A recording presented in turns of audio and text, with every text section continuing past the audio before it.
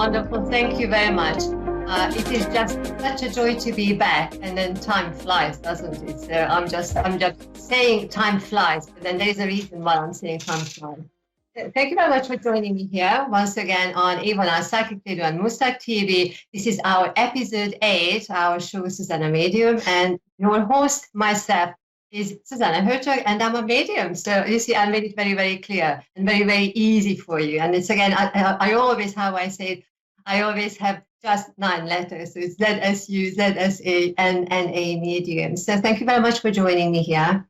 Now, as I promised you last time, it's going to be another wonderful show. And before we start the conversation, I'm just reassuring you that I am not wearing my dressing gown, as I'm seeing myself on my screen here. But here we go. We just go with our colors and we just go with our hues here. So before we start the conversation, the real conversation, I'm just going to update you a few things which are coming up on my timeline. And again, the timeline. So here we go. As we started March, I've got, again, the Psychic Intuitive Development workshop happening online on Thursdays, 2:30 EST and 7:30 GMT time. So if you would like to join me, I would be very, very happy to welcome you. If you just want to try whether you are psychic or whether you've got something, whether you can do something with it, what can you do, what kind of guidance you need, whether I can help you, just come on board. This is what I'm inviting you here. And then the other thing, which is coming up next Friday, which is the 12th of March, where I'm going to do another demonstration of mediumship evening. It's a small circle, it's a closed circle. So if you would like to have a message from the spirit realm, then come on board. And it's going to be at 3 o'clock EST and 8 o'clock GMT time. So you see, time. Now, one more thing before we go on. Again, I've got the Ivana Psychic Radio's main page, Facebook page in front of me. If anybody has any question while we are talking here, just feel free to write a question related to this conversation. And then you see, I love giving reading and doing readings here. Today is going to be more of a conversation. So if you would like to have a reading, come back to my Facebook page after this conversation where I'm going to be there doing live readings. So it's amazing. Now, before our guest is coming in, I need to tell you one. There is a very, very special message came to me last week, and I need to pass it on to you. Just like I think 2 or 3 weeks ago when we had a conversation about the community, how we got the consciousness giving us a message about community. Last week I received a different message, and I just need to pass this on to you because I feel there is a reason why we are giving those messages as well. So I just tell you a little story about this. Just before Christmas, I was attending a mediumship little chit chat, one of those Zoom events, And then somebody, a Scottish lady, a very, very beautiful soul, a medium, a fellow medium, and she said to me, Zsuzsanna, are you aware that there is somebody who would like to communicate with you, and there is a reason why they are coming forward? And I said, yes, I know. I recognize this little girl, and the little girl, this young lady, is Anna Frank. I need to give out her name, and then I feel that it is important that what she's going to teach us, what she's going to give us, as we move forward, there is a frequency to that. Now, I need to tell you just very, very briefly about 2.5 years ago. That was the very first time when she came to me when I was giving a reading to somebody else, and then somebody who was sitting next to me, she said, Zsuzsanna, I feel that message is coming to me. And then I realized her energy. Of course, we know a few pieces of information about her life. And then around that time, I think about 10 years ago, I watched a film about her. So the reference is what she's giving me is coming through that reality. But then in that reading, what I came present to when she said, when the time is right, I'm going to be ready to come forward and give you what we need to receive. And then you see something very, very spectacular is happening here, because when all this lockdown reality began about a year ago, that was the very first time when this little girl, this lady, started coming and sitting next to me or standing next to me, especially when I'm doing my cooking. For some reason, that is the time when she comes forward, and then she is just she has just been giving me some sensations and some comparisons between her life and then the life what we are experiencing on the earth plane right now. But while I'm really, really excited is because last week she gave me the first word. About 2 weeks ago, when I was sorting out my books, I was present to the sensation that she is getting ready with the material, what she would like us to know and understand. But then the one word what she gave me last week was hope. And the sensation what she was showing me was that as we are moving forward, especially the forthcoming 2 and 8 weeks time, she gave me that specifically 2 and 8 weeks time, we just have to remember that hope energy, just very, very quietly, just keeping the light of hope in our heart. Whatever we are perceiving with our senses, with our earthly senses, just remember that hope and then just continue with your life. Just remember the light of hope in your heart. You know? So I felt it's just very, very important. I'm giving it out to you. And then I feel that there will be continuation coming into this conversation, and we just having the conversation has opened in that sense. So I'm just not sensing and then having pictures or having comparisons made between 2 realities, what we realize as 2 historical times, and then somehow there is a frequency similarity 2 times. But we have given the first word here, so that is hope. Now, moving forward now really into our conversation, I've got a very, very special guest here, a very, very special friend here. His name is Sunyata. And Sunyata, thank you very much for joining us here. How are you? I'm very good, thank you, Sue. How are you? I'm very well, thank you. And I love your T-shirt, I must say. And I feel that I know you for about 6 years or something like that. So 7 years. And I need to tell the audience that every time when we have a conversation, we just never know where the conversation goes. And it's only at the very end of the conversation when we realize that actually this is what the conversation was about, you know. So even when we created the title, Past Lives, Future Lives, is it a reality? You know, it is open for the conversation. But before we started, tell us something about yourself. How come that we are having conversation? What do we need to know about you? What do you need to know? So Sunyata is the void. Sunyata is nothing. It's emptiness, indescribable, unrecognizable freedom. It is the absolute nature of liberation. So the statement, I am Sunyata, that you would say that's a rather big statement to make, but in sense of what it means,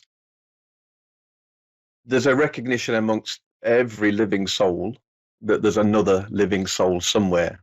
So you as a living soul, I as a living soul, that in some way we're separate. And the deep, unrecognizable reality is that isn't true at the deepest level. So you have multiple levels of existence, you could say, starting with an egoic level of existence, which is self-centered, a soul level of existence, which is service to others, and then the oversoul or source level, which is existence and non-existence itself. It is everything. But in its everything, it's not reachable. So it's absolute nothingness.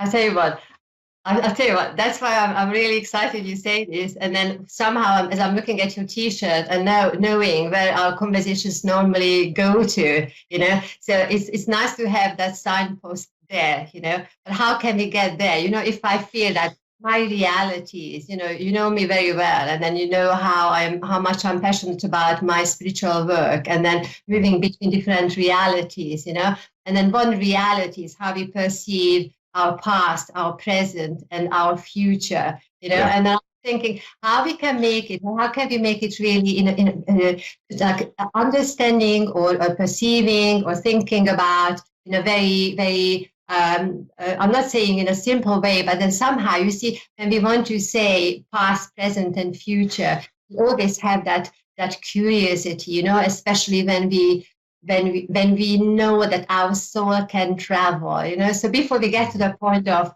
really manifesting ourselves, why do we have that? We want to go back to the past, you know, and then we are curious.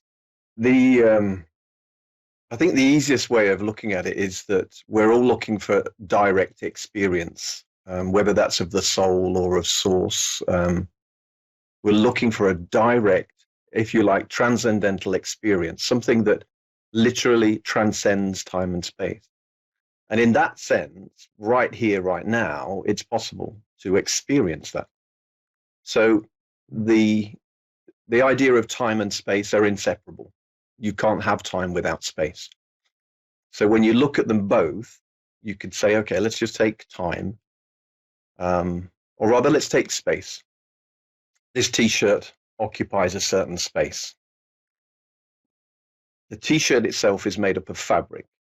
The fabric itself is will have a certain molecular structure at the atomic level, and we go deeper. We actually, science would say to us that there's 99.99% space there. So we're perceiving something that as a direct experience looks real, and yet science and everything that we know relatively tells us there's nothing here. So when we consider space, we have to start from the place of nothing. We have to recognize that space itself is nothing, but it appears to be something. So our nature is apparent, our space is apparent. But deeper than that, this fabric is inexplicably connected or at one with everything that it's ever been and everything it will ever be. You cannot separate the garment from its constituent atoms, not only in space, but also in time. So there was a point at which this wasn't a garment, and it still is that right now. Yes, and I'll tell you what. Isn't it that if we put our focus on it, if we say that I want to perceive that object, or I want to perceive my life, that yes, I am here right now, and then that is what I recognize as the only existing point of reference, But then how do you explain? Because I've got my little theory, I have had hypnotherapy sessions with you. I feel this is, like past life regression. This is how we met, because I was curious. And then I understand when we talk about different realities or different moments of reality, named as past, present, and future, then we can go back to that point because our soul is just curious, We can say that if I'm knowing myself in this very moment, then I know myself 2 weeks ago, and then I have known myself 200 years ago. So how come that when I'm going into a place, objectively I recognize the space, and then suddenly I'm feeling at home, or when I am going into a certain, or even if I'm just entering or visiting a town, this is how I found the town I live, because I just walked up the street and suddenly I woke up as a 17th century character, and I could feel myself because something somehow resonated with me. And then it's, thinking about where I put my reality and how I'm experiencing myself, I can have that somebody's helping me.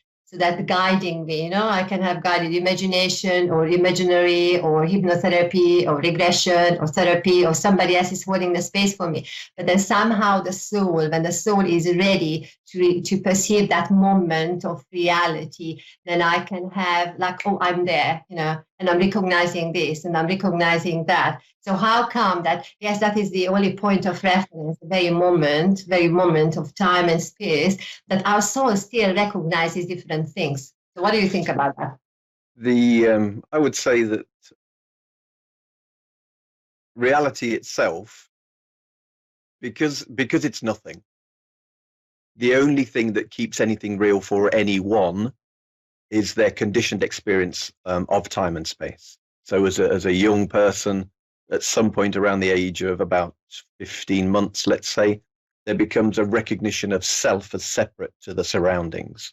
And from that moment on, each individual gathers around them an environment which conditions the brain, if you like, that conditions it into an I-centered recognition of the world, the universe, reality, and everything. So from that point, as soon as there's a center that says I am, there's always something else. So I am in this room. I am in this conversation. but it's not separated from all time and space.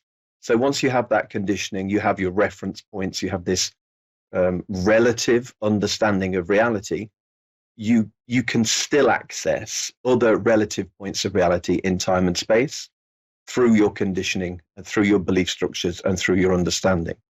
So nothing continues to appear as everything.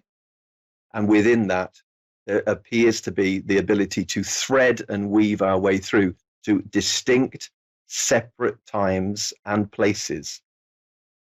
I tell you what, I'm smiling at this because it resonates with me, even if I feel that my side of my little argument here is that I really want to experience the 17th century, I really want to experience that because I just, for some reason, I just want to go back and want to experience it. But then having visited that it's not a mental state, but having visited that point of being, that knowing that nothing around me is or has any significance because I am just so much in the very present moment, then it makes sense. And then you see, that's why I feel that these kind of conversations are so very important because as ourselves, that all of us as humanities moving forward, and then we are experiencing this huge awakening, we can have, and we are all in a different stages of our waking up.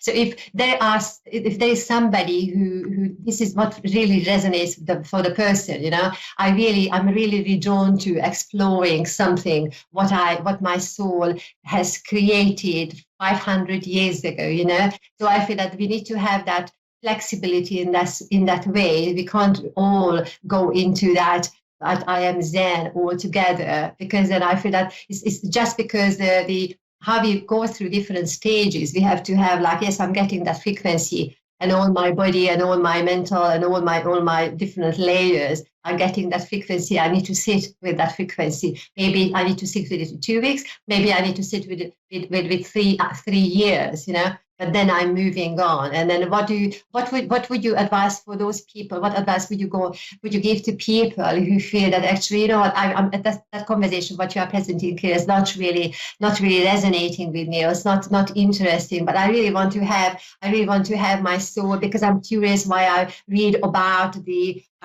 Civil War, and I'm ending up visiting the places, or I go to a museum and I want to visit just the Vermeer, the Dutch paintings, and then I just, that is what is resonating with me. So even if I'm feeling that, yes, I have that, actually, answer your question, because this is how we normally talk, because lots of qualities.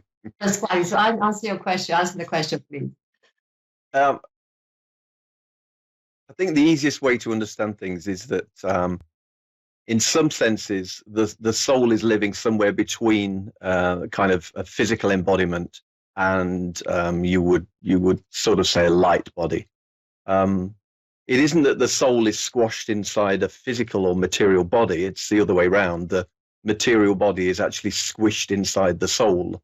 And journeys of experience, the apparent reality of all realities, seem to bring alignment to soul, to mind, body, and spirit within the framework of what is. So whatever feels, as you said, the frequency, if you recognize that everything is energy, then within energy there are certain frequencies that resonate or don't resonate. So if as we know, as a psychic medium, this is where life strongly resonates with you. So there is the perception of a journey and a need to reach a certain point, a need to be a certain something. And that's so perfectly whole and complete already, because it's nothing appearing as everything. So it's perfect. And every single separate feeling, identity, individual is equally perfect in how they experience their own reality. And then, I understand. I absolutely understand. I agree with you. And then I feel that is having that variety, that we are all perceiving the reality in one format or another. And then even if we feel that, yes, I would have my main approach in that sense, because I want to feel, I want to believe in this way. But then I feel that we need to understand that even during one human life, we can have this fluctuation. We can have when our soul wants to experience something, maybe the energy around is a little bit, I'm not saying lower energy, but then I have to experience something else in order for me to move forward. Yeah. So if we look back at aspects of the life of Paul before he understood things a little bit, or didn't understand them, because that's a completely different way of understanding, which is to say that my life was plagued by guilt. And so there was this sense of moving through densities to reach a point where I understood that. At first, I had to recognize that the feelings, the negativity, the self-destruction, self-loathing, all these things that were apparent as my life in the past, that they were the projection of guilt. And until I saw that guilt wasn't individual, it transcended time and space. So, for instance, I could tell you, years ago, I went and saw a trance medium, and as she was speaking to me, or it was a Chinese master coming through the trance medium, I knew the moment before she said anything what she was going to say, because that frequency had opened the doorway to the understanding of guilt. And she talked about being present at the death of Christ, and that I was carrying the burden of having something to do with that. And so the thread for me in sort of this more clinical terms of past lives and then future lives was guilt for 2 millennia. So, of course, that focused the mind very heavily for a whole, 30 or 40 years with emotional and physical pain, because you can't carry something for that long without it having a direct effect. So what would you say, because I'm thinking on behalf of everybody who's listening, because I think there are people listening from all different places, and that's so beautiful, that we are given this opportunity to be able to talk. So what would you say to the person that actually your side of the conversation, this is actually resonating, because that's quite objective, plausible, I can take, I can identify myself, so what would you say to a person who has tried maybe various things, various approaches, therapies, or read many books, and then still feels that I am just not able to move forward? What would you say to the person? How can we help that person? Be aware of what it is that the body, the physical body, the spiritual body, the emotional, psychological aspects of self. Be aware of what communication already exists right now.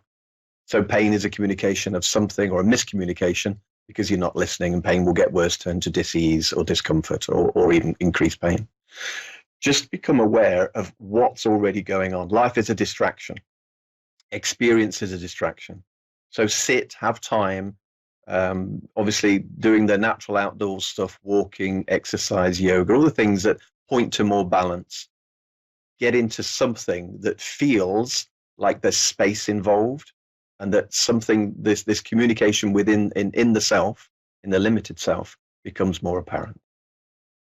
So what I'm hearing in your words, when I think it was the second episode, the Zsuzsanna Medium's show, the second, I think the 19th of January, if the audience goes back, when we were talking about how we can use our body as a compass and using our physical senses to really, whether we are grounding ourselves, but then really, because we can be all over the place. And then in order for us to move forward, or or creating an environment in our life, or in our zone, we need to be primarily present to our physical body.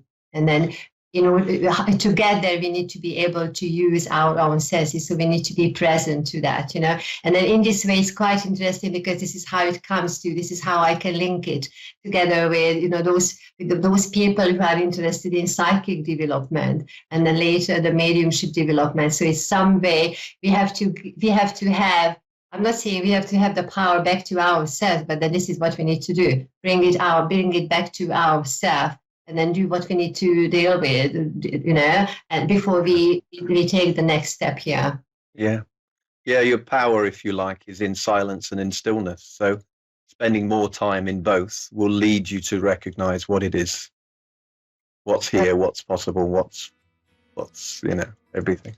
Yes, that actually, that is another point. I'm so grateful you said that, because I always say to the audience, like meditate, or when I coach people, when I do readings for people, it's meditation, and then maybe we can talk about different types of meditation, because you have your ideas, I've got my ideas, but it doesn't matter what ideas and who's presenting. It is just important to bring it up in the conversation, because this is how we are learning, and this is how we are raising the frequency for everybody, So I think we've got another 30 seconds left here. One last thought from you, please. Take a deep breath and notice what is going on right now. And I think that I'm going to... I'm going to take it on, and I thank you very much. Thank you very much for coming on board, for sharing your expertise and thoughts. And ladies and gentlemen, this was Zsuzsanna Medium's show number 8. Please come back next time. I'm continuing with live readings on my Facebook page, and then next week onwards, for about 1 or 2 weeks, I'm just going to be here to take calls and then doing readings. And thank you very much for being here. Have a gorgeous week, and remember hope, and remember breathing. Thank you.